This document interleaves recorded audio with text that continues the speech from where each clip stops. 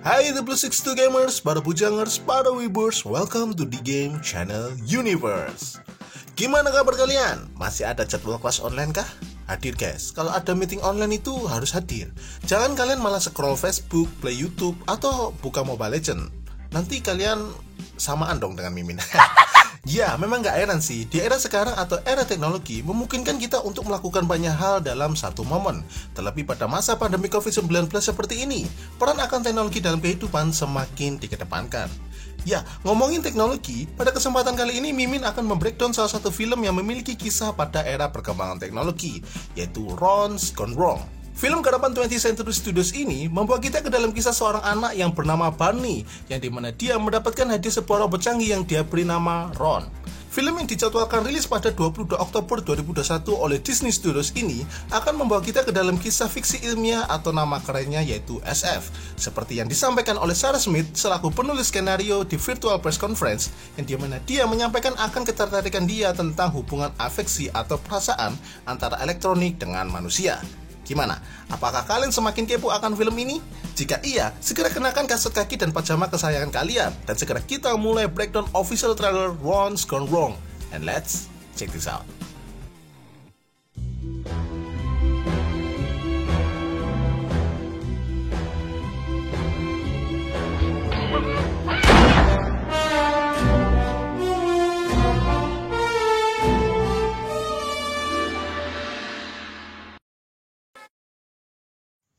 Century Studios merilis dua official trailer untuk film Ron's Gone Wrong ini, yaitu pada bulan Juni dan September, yang di sini Mimin akan membreakdown kedua-duanya. Dimulai dari trailer yang pertama. Trailer ini dimulai dengan menampilkan tayangan iklan komersial dari sebuah produk robot sangat canggih yang bernama Bebot. Di iklan ini, kita diperlihatkan berbagai fitur dari Bebot ini, seperti berbagai aplikasi lainnya HP smartphone, yaitu kamera, map, cuaca, favorit, alarm, kontak, berkas penyimpanan, pesan, bukan WhatsApp ya, dan masih banyak lagi. Dari semua itu, ada fitur yang paling menarik dari Bebot ini, yaitu sistem sangat canggih yang memampukan robot ini bisa menjadi sahabat bagi pemiliknya. Ini didukung dengan adanya komunikasi serta mimik muka pada Bebot ini. Tidak hanya kepada pemiliknya, Bebot ini juga mampu berinteraksi dengan Bebot yang lain, seperti koneksi, pengiriman pesan singkat, hingga kompetisi. Layaknya smartphone yang selalu mengisi kantong kesepian kalian di saat akhir bulan, Bebot ini akan selalu menjadi pendamping dimanapun dan kapanpun pemiliknya berada, seperti robot Baymax di film Big Hero 6. Satu hal yang menarik perhatian Mimin pada Bebot ini adalah pada wujud fisiknya, yaitu seperti anggota tubuh magnetik dan wajah digitalnya, yang dimana ini mengingatkan Mimin dengan salah satu robot di film Wall-E yaitu Eva.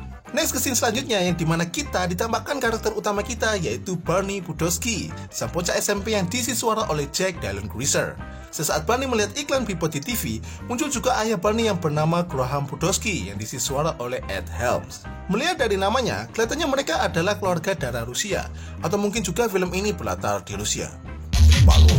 Bersamaan dengan itu, ayahnya juga membawakan sebuah hadiah untuk keterlambatan ulang tahun Barney, yaitu sebuah Bebot yang diberi nama Ron yang di sini diisi suara oleh Zach Galifianakis. Scene selanjutnya menampilkan pertama kali Ron diaktifkan oleh Barney. Sesaat setelah diaktifkan, Ron di sini terlihat error atau terjadi kesalahan sistem, yang dimana ini sesuai dengan judulnya yaitu Ron's Gone Wrong atau Ron salah, atau yang bisa diartikan secara luas Ron tidak bekerja seperti Bebot pada umumnya. Oke, di sini Mimin memiliki persepsi bahwa keeroran atau kesalahan sistem Ron akan menjadikan dia spesial atau berbeda dengan Bebot yang lain, seperti robot Sony di film iRobot. Nah, spesialnya di mana? Yuk kita gali lebih mendalam trailer ini. Next muncul scene yang menampilkan nenek Barney yang bernama Donka, yang nantinya diisi suara oleh Olivia Colman. Lalu ada juga karakter cewek yang bernama Savannah Meadows yang diisi suara oleh Kylie Cantrell, yang di sini akan menjadi girlfriend Barney. Girlfriend itu bisa berarti teman wanita atau pacar ya. Oke, yang menarik di sini ini adalah dialog dari Ron dan Savannah. Ron di sini berujar, "Aku diciptakan untuk berteman. Apakah Barney butuh teman?" Menurut Mimin, kata-kata Ron di sini terdengar sangat aneh. Melihat dari iklan komersial sebelumnya, Bebot di sini diciptakan dengan sistem unik yang mampu berteman dengan seseorang. Bahkan untuk mengaktifkannya, Bebot ini dibuka dengan menggunakan scanner atau memindah telapak tangan seseorang, sehingga Bebot secara otomatis langsung mengetahui siapa pemiliknya. Namun untuk kasus Ron ini sangatlah unik. Seakan-akan Ron ini memiliki pendirian dan tujuannya sendiri. Jadi gimana menurut kalian guys? Kasih pendapat kalian di kolom komentar ya. Oke, lalu untuk dialog Savannah merupakan tanggapan dari dialog Ron, yang dimana dia menjawab, ya atau fakta uniknya dia tidak akan selamat di SMP. Dari pernyataan ini, Savannah kelihatannya menyinggung Barney yang tidak akan lolos pada masa SMP-nya. Oke, kalau tidak lulus karena pengetahuan, kurasa enggak deh. Menurut Mimin, Barney ini tidak sebego Nobita yang cuma ngandelin Doraemon. Kalau kalian melihat di kamarnya Barney, kita dapati banyak peralatan atau koleksi Barney berdasarkan ilmu pengetahuan. Maka bisa kita duga permasalahan yang Barney miliki di sini adalah kurangnya sosial interaksi atau pergaulan. Ini didukung dengan scene selanjutnya yang dimana menampilkan Barney yang berjalan sendirian di tengah kerumunan anak-anak lain yang sedang bermain bipod mereka. Maka jika Ron di sini tidak berteman dengan Barney, Barney tidak akan kuat atau bertahan di masa SMP-nya, karena masa tersebut adalah masanya seorang anak untuk berteman dan bergaul. Lalu muncul berbagai scene Barney yang bermain bersama dengan Ron, hingga diakhiri oleh scene lucu Ron yang ditabrak mobil. Oke, mari kita lanjut ke trailer yang kedua. Trailer ini dimulai dengan menampilkan keluarga Budowski yang merayakan ulang tahun Barney. Di sini Barney meminta hadiah sebuah bipod secara tidak langsung atau sambil menyinggung dengan berkata, ada dua jenis orang ya, yang satu punya bipod dan satunya enggak. Bipod di sini sudah bagaikan gaya hidup atau tren di film ini. Sama halnya sewaktu Mimin masih SD dulu, yang dimana HP Nokia sudah jadi lifestyle-nya anak-anak, dan Mimin senasib dengan Barney. Dari pernyataan Barney tersebut, ayah Barney menanggapi, kamu butuh bipod untuk bersosialisasi? Aku tidak mau kamu kecanduan dengan sebuah perangkat. Dianya malah kecanduan perangkat HP. Dan ujung-ujungnya, dia pun dibelikan juga. Oke, kita langsung roll ke scene selanjutnya. Di sini kita ditampakkan Ron yang berada di sekumpulan bipod yang lain, yang dimana bipod-bipod tersebut sedang istirahat atau di-charge.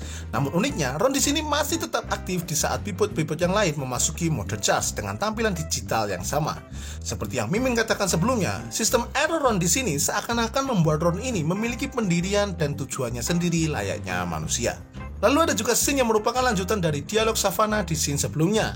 Di sini Savannah berujar, menjadi teman adalah tujuannya. Jika tidak bisa melakukan itu, maka dia tidak berguna. Jadi pada bipod ini dari pabrikannya sudah diciptakan untuk menjadi teman manusia, termasuk Ron. Namun uniknya, Ron di sini menanggapi pernyataan itu dengan pengetahuan umum secara luas. Tidak hanya dirinya yang menjadi teman, tetapi orang lain harus jadi teman Barney. Ini sesuai dengan dialognya di scene sebelumnya. I am for making friends. Does Barney need friends? Maka di sini Ron terlihat membagikan brosur permintaan untuk menjadi temannya Barney. Next kita ke scene selanjutnya yang menampilkan pernyataan dari Barney yang ternyata dia mengetahui bahwa biang kerok dari keeroran Ron adalah hilangnya beberapa kode sistem di dalam dirinya. Yang di sini akan menjadi puncak permasalahan dan misi yang harus diselesaikan Barney. Serta di sini juga akan menjadi cikal bakal hubungan afeksi antara Barney dan Ron, yang dimana manusia mulai peduli dan membantu melampaui pandangan sekedar benda atau teknologi. Next ke scene selanjutnya yang merupakan lanjutan dari ketidakmengertian Ron menjadi teman. Di sini Barney mengajari Ron bagaimana menjadi teman yang baik, karena teman yang baik harus tahu seluk-beluk temannya, seperti wajah, rambut, tinggi, dan lain sebagainya. Di sini Ron benar-benar terlihat seperti manusia, tidak seperti bipod yang lain yang menggunakan sistem scanner untuk menjadikan objeknya sebagai teman. Next ke scene selanjutnya yang menampilkan teman kelas Barney yang bernama Rich Bulger, yang di sini diisi suara oleh Ricardo Hurtado. Di sini, Rich berusaha membantu Barney mengenai permasalahan bipodnya. Namun tentunya, bipod tersebut didesain dengan memiliki sistem keamanan yang sangat tinggi, sehingga tidak bisa diakses oleh sembarang orang. Tetapi di sini, Ron mengkonfirmasi bahwa dirinya tidak memiliki kendali atas keamanannya, sehingga Rich langsung menyuruh bipodnya untuk mencari kode yang hilang di dalam diri Ron. Namun yang terjadi, bipod Rich malah menampilkan komen prompt yang membuka sistem keamanannya, sehingga pemiliknya memiliki akses penuh terhadap bipodnya. Bukan hanya itu, bipod yang memiliki kendali atas sistem keamanannya juga mampu mengendalikan bipod yang lain. Sehingga di scene ini kita diperlihatkan bipod tersebut mampu bergabung menjadi robot raksasa, layaknya Devastator di film Transformer. Oke, scene selanjutnya menampilkan dua orang penting di dalam perusahaan bipod, yaitu Andre Morris selaku CEO Bubble Company yang diisi suara oleh Rob Delaney, dan Stanley Tubman selaku produsen bipod yang diisi suara oleh Marcus Scribner. Kelihatannya, di sini mereka sedang memantau aktivitas dari Ron yang bermasalah, sehingga mereka mengirim pasukan untuk menangkap Ron. Setelah itu muncul berbagai scene pencarian dan aksi kejar-kejaran antara petugas, Barney, dan Ron. Oke, next muncul scene Ron yang telah ditangkap dan akan dihancurkan di mesin penghancur. Di sini Barney terlihat sedang berusaha menyelamatkan Ron dari mesin tersebut. Namun Ron malah memegangi mukanya dan berkata, ayo kita masuk ke mesin penghancur. Ya, dikira seru kali ya masuk mesin penghancur. Datang ya anak. Setelah itu, muncul berbagai scene cepat dari trailer ini, seperti sekumpulan para teman-teman Barney yaitu Savannah, Rich, dan kawan-kawan, yang kelihatannya di sini berusaha membantu Barney untuk menyelamatkan Ron. Bukan hanya mereka, ada juga orang-orang yang telah menerima brosur permintaan teman dari Ron, yang di sini mereka berkumpul dan membuat grup dengan nama Teman Barney untuk melakukan demo atas ketidakterimaan Ron yang akan ditangkap dan yang akan dimusnahkan. Setelah itu, trailer ini diakhiri dengan aksi lucu Ron yang gak sengaja menghati tangannya dengan sebuah pisau. Karena kita tahu, Ron ini memiliki sifat magnetik.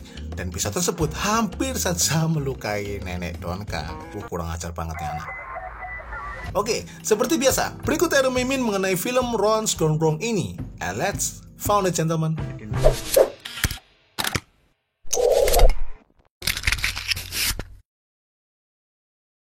Number 1. Dimulainya kecerdasan buatan. Oke, teori ini Mimin dasari dari pandangan Mimin mengenai bibot yang bernama Ron ini. Melihat dari terciptanya Ron saja sudah menggambarkan seperti kelahiran genetika layaknya manusia yang dimana mampu tercipta berbeda. Dan juga sistem unik yang ada di dalam diri Ron ini yang membuat dia tidak seperti bibot-bibot pada umumnya, yang dimana hanya mampu mengoperasikan kode tertentu atau terbatas. Melainkan Ron ini terus belajar dan belajar layaknya anak kecil yang nggak tahu apa-apa. Meskipun memori di dalam suatu sistem memiliki keterbatasan, namun itu tidak menutup kemungkinan suatu artificial intelligence mampu mengoperasikan dirinya sendiri di dalam bidang kehidupan. Karena yang kita tahu, chip memori yang kita miliki semakin lama semakin mengecil dengan kapasitas yang super gede. Lalu kecanggihan sistem yang bisa menghapus data lama atau tidak terpakai secara otomatis. Dan juga semua aktivitas di dalam bidang kehidupan tidaklah terlalu kompleks, karena sistem sendiri mampu mengupgrade atau mempelajari bidang tersebut sehingga bisa mengetahui kondisi dan kebutuhan untuk pengoperasiannya. Tentu AI ini bisa sangat berbahaya seperti yang disampaikan Stephen Hawking, yang dimana mampu membawa kepunahan bagi umat manusia. Oke, ada dua bentuk kemungkinan terjadinya kepunahan umat manusia. Yang pertama adalah kecerdasan buatan memiliki pendirian atau lepas kontrol dari tangan manusia, sehingga mampu menggerakkan suatu robot atau perangkat lain untuk memusnahkan manusia, layaknya artificial intelligence buatan Tony Stark atau Terminator. Dan untuk pemusnahan yang kedua adalah dengan bentuk perilaku, yang dimana manusia menjadi hanya mengandalkan robot atau perangkat lain, sehingga sistem tubuh tidak banyak bekerja hingga melumpuhkan dirinya sendiri, seperti warga Axiom di film Wall-E. Dan nantinya secara perlahan manusia mengalami kepunahan. Tentu, jika itu terjadi, penanganannya tidak akan semudah kalian mengalahkan hero Mobile Legends di versus AI. Mungkin suatu saat nanti, robot dengan kecerdasan buatan tidak selalu penurut layaknya Atom di film Blue Steel. Ada kalanya mereka akan belajar sendiri hingga menuju pengetahuan yang paling kompleks, yaitu perasaan. Layaknya robot Abad 21 Doraemon. Doraemon sih mending ya. Ini Wall-E malah pacaran anjir. Aku tuh nggak ngotak dah. Tetapi Mimin tetap nangis terharu sih liatnya. What? Ya, jadi poinnya menciptakan suatu teknologi untuk membantu pekerjaan manusia memanglah penting. Namun jangan sampai teknologi yang tercipta mampu melampaui kode etika kehidupan, karena itu bisa mengancam umat manusia itu sendiri. Oke, I hope you can enjoy this video and any movie. And then, see you next time in another universe.